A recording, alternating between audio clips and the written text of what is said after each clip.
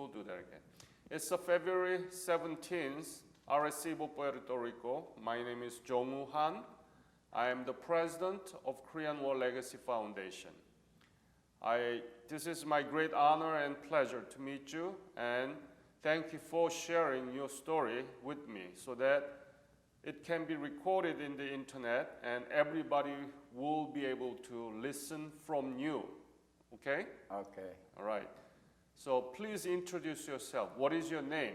My name is Iluminado Santiago. Could you spell it?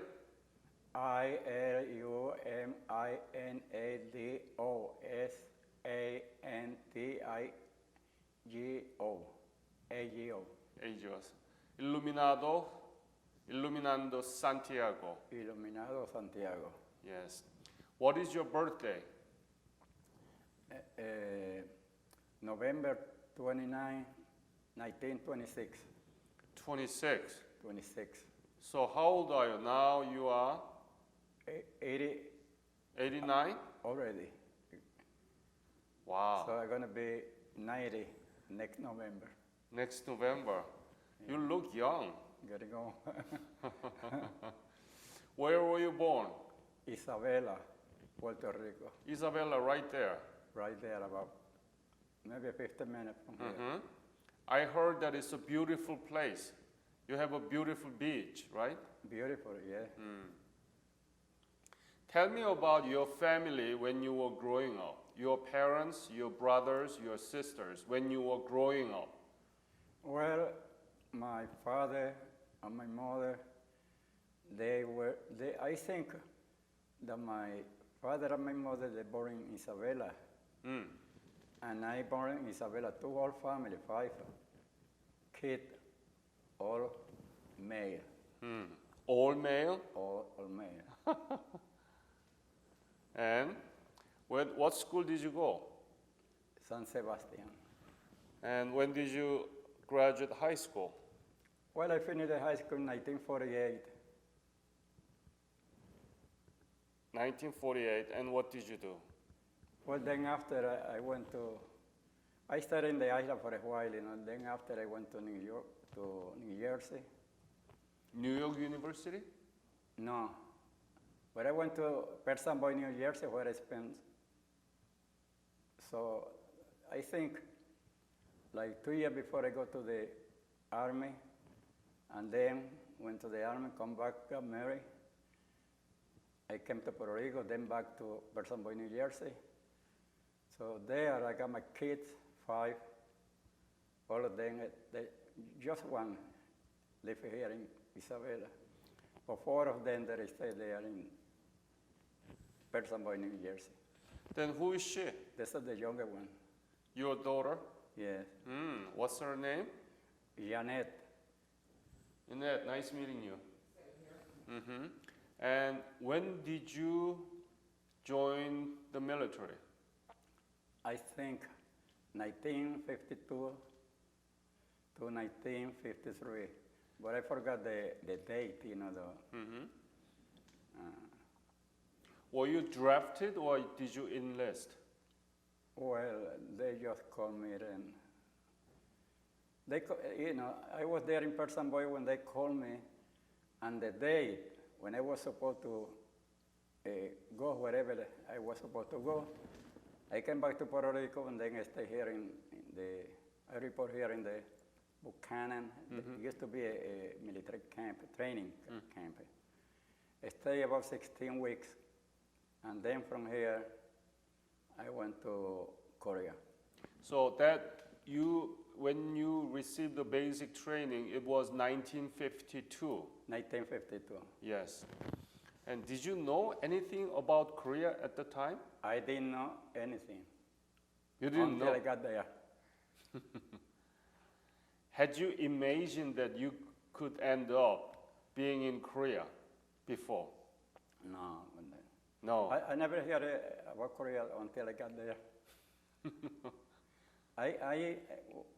When I left Puerto Rico, from here I went to some country like Colombia for a day, Panama Canal for 2 days, Hawaii, for 2 days. Japan, Tokyo, Japan, for 7 days. And then from there I went to Busan. From Busan I took a train to Seoul. And next, I stayed for the night. And the next day, in the morning, I left right to the line, front line. Front line. Yeah, but I forgot the name. You know, just only one place I know. Well, I never forgot, Kelly Hill. Kelly Hill, yes. I was in Kelly Hill. So I remember I thought we started a combat about 6 in the morning. Then we have to leave or 11 because we can't make it. We can get the hill, you know. How was Korea when you first see the Busan and Seoul and so on? How was it? Well, it was nighttime, so I think No. it was nighttime. The train go so slow, you know, that I can see during the night I see. anything. So tell me about what was your specialty? What was your specialty? Are you a rifleman? I was a rifleman. Then after, I was a radio operator, PRC-10. That's the radio. I used the radio until I got there, but then after I went to the 2nd Division, so then I was a rifleman again. What was your duty? What was it like a typical day of your service? What did you do? Well, that's all right. You said what I was in the service? Yeah. Well, that's all right. I did stayed in the platoon and go from there to different place, wherever they go. So I was supposed to go until I got out from Korea. Were there any dangerous moments? No. But I'm gonna say one thing. I was there until they finished. So that means then after I stay a few days and then come back to the island. What was the most difficult thing in Korea? Well, about the people over there, you mean? Yeah, when you were in Korea, Yes. what was the most difficult thing? Well, typical thing was try to be friendly with the Korean soldier because wherever we go, we have one Korean soldier that speaks the 2 languages, English and Korean. So I can say anything because most of the time I was on the line on reserve, but I never took a vacation over there like they used to do. But only 7 days in Japan. Beautiful Japan that time. R&R. I didn't want to go back to. But,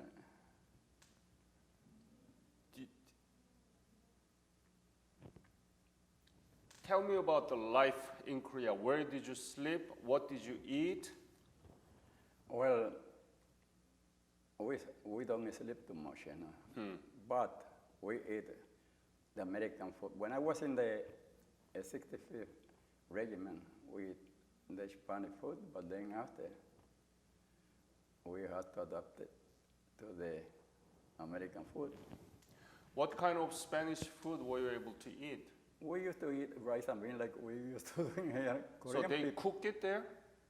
yeah, they have a kitchen wherever we go. Or if we be a little far from the line or from the kitchen, so some way we eat it. The rice and beans and meat, chicken, like we eating here. Really? Where did you sleep? Were you bunker or tent or sleeping bag? Where were you? Sleeping bag, All the time? most of the time, then tents. Like we used to go reserve for 2 weeks or 3 weeks, wherever we go. wherever we go for training. And they have the tents. Wasn't it too cold for you? It was cold, really cold. That's below zero. Mm-hmm. But one thing I remember, when the snow started falling, they stayed there until next April. And we had to walk all over the snow. But I'm gonna tell you, I was in the army, and I was in Korea. But I don't say that I dislike it, because it was my country. Wherever they send me, I have to go, Yeah. But I'm not disappointed to be a soldier or to be in the war. We're lucky that we always go someplace to fight for the democracy. Mm-hmm. We don't let them come to this country because it's gonna be different, you see. Yeah.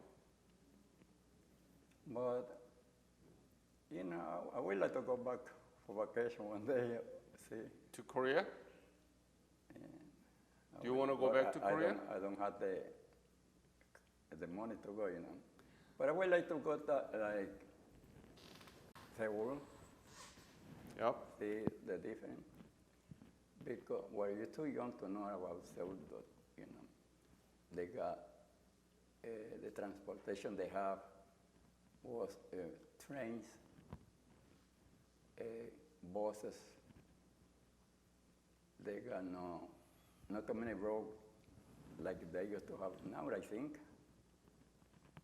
But I remember not too much about, more than 50 years. The Korean government has a program called Revisit Korea program. Yeah. They invite you, and most of them are free, So would you be willing to go if Korean government invite you? I would like to go Uh-huh. one day. Yes. And you're not going to believe your eyes because Seoul has been so much developed. Do you know anything about it? I hear. What do you hear? I hear they got a big hotel. They don't have it before. Big road, they don't have it before. I don't know, maybe the transportation like they used to have, and maybe they have the one they have now. Because they don't have like car factory over there, like they got two now. Huh? Yeah. And then, so the difference is too big, But who knows, if someday I had the chance to go if get the money. Yeah. Well, Noemi and other people that I'm working with, we will work together to see if many of the Puerto Rican Korean War veterans can get invitation from Korean government. Yeah. So, isn't this nice that the Korea you remember was miserable, right? Whereas, Very poor. long time, but see, I can remember some places, but not the names. Mm-hmm. Like White Horse. I think they had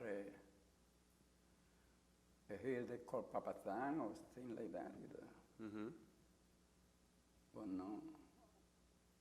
no enough like I went to. No, What is the impact of your service in the Korean War upon your life? How did it affect you?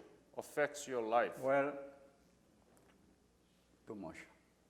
Tell me about it. When before I got there, so I was young. So I like to dance, I like to sing, I like to have a girlfriend or go out with.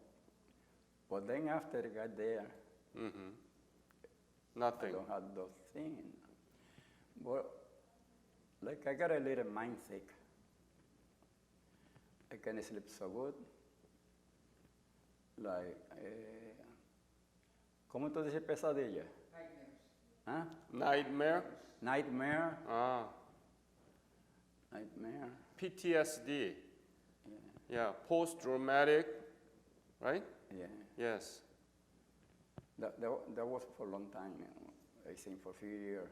Then little by little, I start forgetting everything. What bothers you? What is it? The scene, what bothers you? You know, thing was that sometimes we are on a line, you see somebody wounded or somebody crying, because people, they used to cry over there like a baby, you know. Really? I don't think I never cried, but that thing I never forgot, you know. See a wounded guy, you know, like me, I remember when I was in Kelly Hill, so about 11 o'clock, we had to withdraw.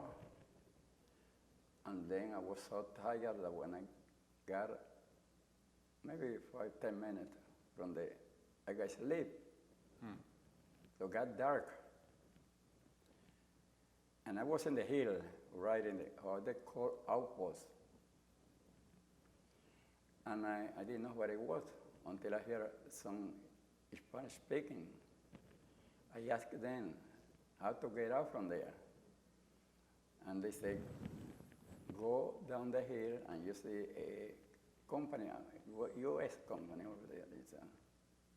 I got there, but those guys, they were so mad because we then took the hill, and they said, keep going, until I got somebody who picked me up from, from the company.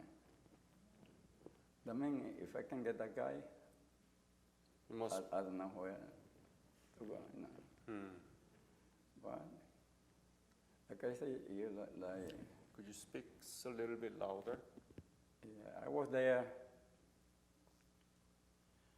and no, I don't remember too many things, but Kelly Hill was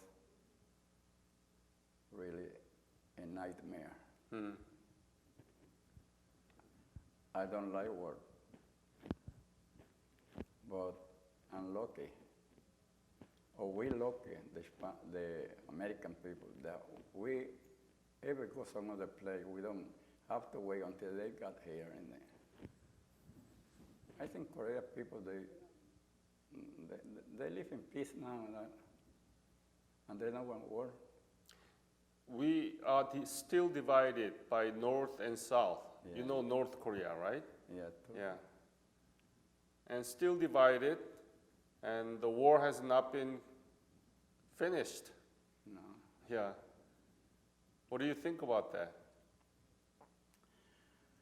Well, I read the paper, sometimes the news, that we are not sure if someday the North gonna attack the South, because communists, they are not, you can trust them. But I remember, like I hear from some Korean people, in the beginning, the North, they go like guerrilla. Before they got paper, they give a paper to the guys over there, and then after they went to guerrillas, Went to and the then war? I remember that South Korea, they got 29 divisions. Huh. And then, after the North attacked the South, so they got left 9 divisions, I think. I'm not here so much about that, but when I was there, that's what I was thinking of, what the people were saying. But I hear big difference now. Big building, big road, big transportation, big business, 2-car dealer, Hyundai and Kia. Hyundai and Kia. thing they don't have before. South Korea is now 11th largest economy in the world. Yeah. Can you believe that? It's a very small country without any drop of oil. We don't have oil. And now we are, in terms of the rankings, we are 11th. Can you believe that? Yeah.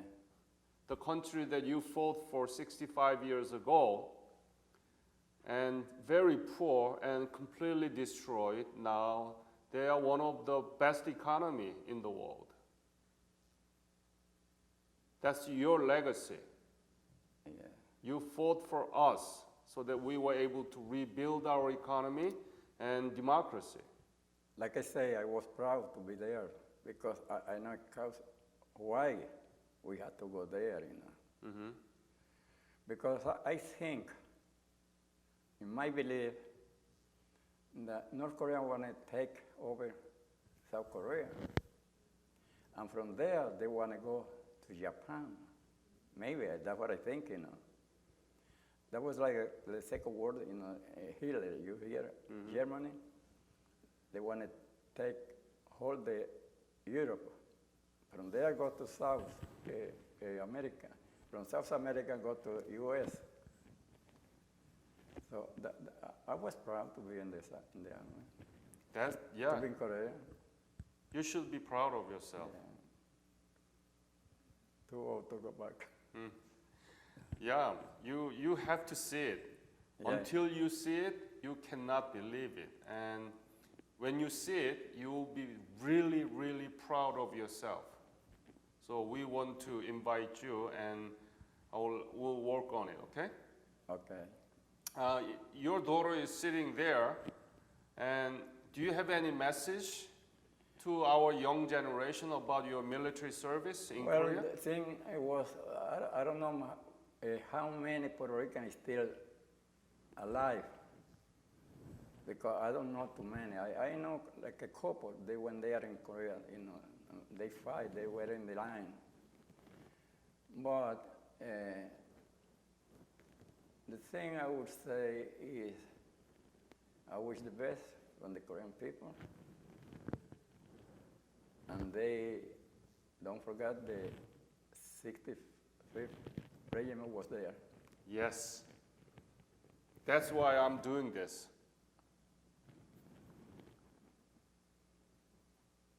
So that's what I say, what I can say. Where do you live? Here? You live in Korea? No. I am from South Korea, Seoul, Korea. South Korea. Yeah, but I live in Syracuse, New York. New York. Yes. Oh. Yeah. And we have done this so that foundation has more than 700 interviews of Korean War veterans. Yeah. Yes. And we have many, many pictures collected from Korean War veterans. And the purpose is to keep your oral history witness and then educate our young children about the Korean War that 65th Regiment fought. Yeah. Well, like I say, nobody like war, but if we had to do it, or we had to defend the democracy. We had to do it.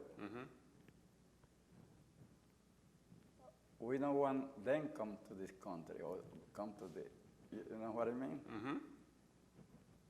That's right. We had to stop them before they got here.